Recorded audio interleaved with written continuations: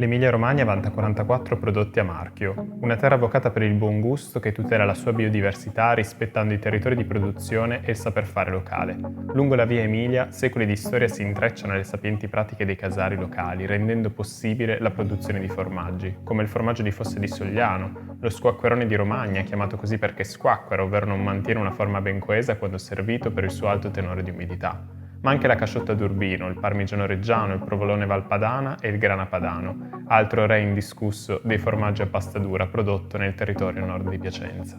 Per valorizzare al meglio il sapore di questa terra, entriamo in cucina e guidati dalle mani di una Marietta comunità slow food, utilizziamo il parmigiano reggiano e il formaggio di Fosse di Sogliano per preparare la minestra di passatelli, ricetta numero 20 di Pellegrino Artusi. Andiamo a vedere come si fa. Sono Teresa, una Marietta di Casa Artusi, comunità del cibo slow food. Oggi prepareremo una ricetta dal ricettario di Pellegrino Artusi, numero 20, passatelli o minestra di passatelli. Abbiamo qui i prodotti del territorio, quindi pane grattugiato, vabbè, conosciamo il pane grattugiato. Poi metteremo del parmigiano reggiano DOP, formaggio di Fossa di Sogliano DOP, 2 o 3 uova, dipende dopo dalla consistenza dell'impasto, comunque diciamo mettiamo 2 uova medie. Ci andrà un po' di noce moscata e per chi piace limone grattugiato, non tutti lo mettono, comunque la ricetta lo prevederebbe. Questo qui è il ferro che serve per fare i passatelli. Ultimamente i passatelli li fanno molto con uno strumento che è il passapatate, perché è più veloce, più tutto, ma lo strumento vero e proprio per fare i passatelli è questo qui. Iniziamo mettendo il pane grattugiato in mezzo al tagliere, quantitativo uguale quindi 200 g di pane grattugiato, 200 g di parmigiano reggiano, poi 20 g di formaggio di Fossa, noce moscata grattugiata, a piacere. Nella ricetta di famiglia nostra la noce moscata la mettiamo in quantità abbastanza elevate perché ci piace molto questo sapore. Buccia di limone grattugiata,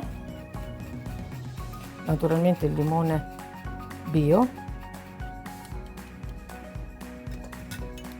Mischiamo tutto, tutti gli ingredienti.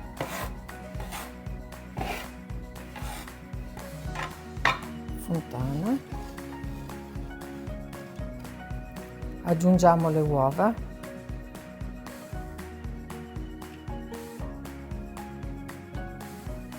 E cominciamo a lavorare l'impasto.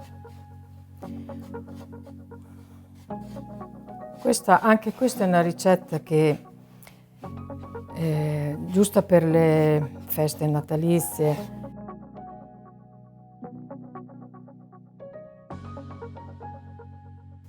La consistenza deve essere abbastanza dura. Il parmigiano reggiano DOP non ha bisogno di presentazioni. Il formaggio per antonomasia italiano, considerato il re, il più invidiato e per questo il più imitato nel mondo, anche se il segreto sta proprio nel fatto che è impossibile imitarlo.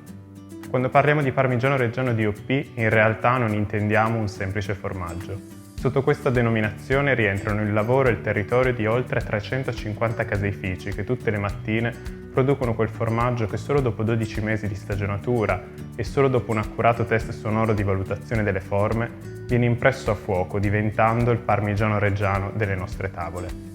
Conosciamo quello di pianura, ma c'è anche quello di montagna, quello prodotto dalle vacche rosse reggiane e dalle vacche bianche modenesi. Ogni forma è unica e racchiude al suo interno saperi e sapori della terra di produzione. di quei prati che diventano il nutrimento delle vacche e delle mani dei casari che lavorano tutte le mattine questo latte. Anche per questo, per difendere la biodiversità di queste zone, è importante assicurarsi che sia il vero e autentico parmigiano reggiano. Man mano che stagiona si arricchisce e si impreziosisce di caratteristiche organolettiche, anche per questo un 12 mesi, un 24 mesi o un 36 mesi trovano un diverso impiego in cucina, ma ben si prestano anche a una semplice degustazione per apprezzarne tutte le peculiarità. Questa è la consistenza che dobbiamo più o meno ottenere. E poi cominciamo a fare i passatelli. Spingere forte, perché ci vuole forza a fare questa cosa qui.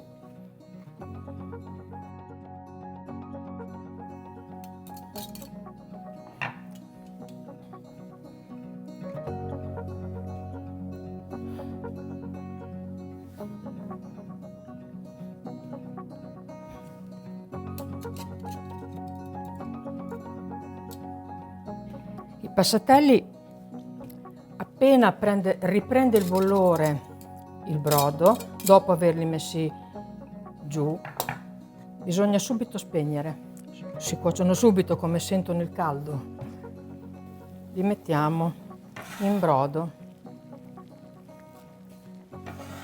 Naturalmente faranno prestissimo.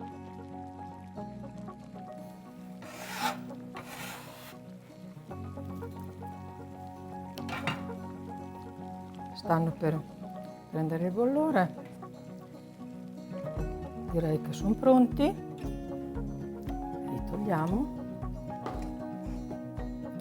i passatelli sono pronti, li impiattiamo ed ecco qua, passatelli in brodo. Naturalmente oggi li fanno anche asciutti in molte forme, ma tradizionalmente il passatello è in brodo e basta. Le caratteristiche del piatto di oggi sono la succulenza aggiunta dal brodo, la piccantezza data dal formaggio di fossa e la grassezza nel palato data dai formaggi in generale.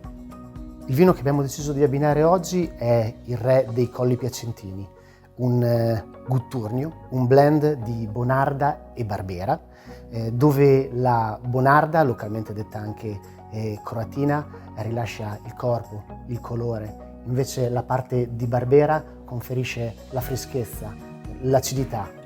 Il Gutturnio lo si trova sia in versione frizzante, come questo di oggi, che in versione ferma, e nella versione ferma tranquilla l'abbiamo anche nella versione riserva, con un invecchiamento minimo di 24 mesi. Perché l'abbiamo abbinato? Perché la bollicina del nostro Gutturnio va a pulirci magnificamente il palato dalle sensazioni di grassezza. Quindi la parte morbida della Bonarda va a attenuare la sensazione di piccantezza, invece la freschezza della Barbera va ad aiutarci a ripulire il palato dalle sensazioni che ci dà il brodo, da asciugarci per l'appunto il palato. Quindi un connubio da re. Grazie alla rotondità del parmigiano reggiano e al sapore forte e deciso del formaggio di Fossa di Sogliano si riesce a dare quel gusto unico ai passatelli. Il tutto è reso possibile però solo dalla manualità delle Mariette, comunità slow food, e da questa terra, l'Emilia Romagna, dove si trovano materie prime di grandissima qualità, come questi formaggi che raccontano solo una parte del vasto patrimonio enogastronomico regionale, un patrimonio fatto di storie, di persone e del saper fare emiliano-romagnolo.